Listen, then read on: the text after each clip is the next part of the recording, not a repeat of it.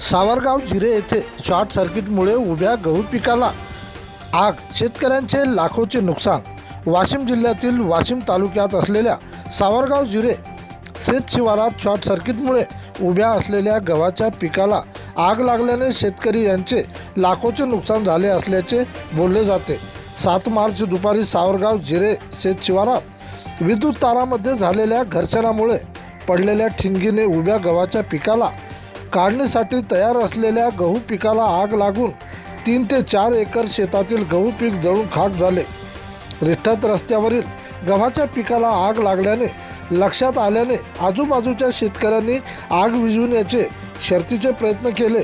या आगीत सावरगाव जिरे येथील ओंकार वानखडे यांचे 1.5 एकर, दत्ता सोपान वानखडे, सीताराम सोपान वानखडे व दामोदर काळे यांचे गहू पिकाचे नुकसान झाले। श्रीराम सोपान वानखडे यांचे ड्रीप सिंचनाची पाईपलाईन जळून खाक झाली।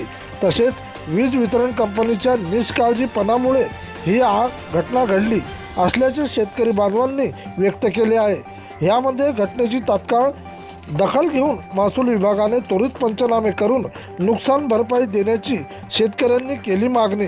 प्रतिनिधी विठ्ठल सानप।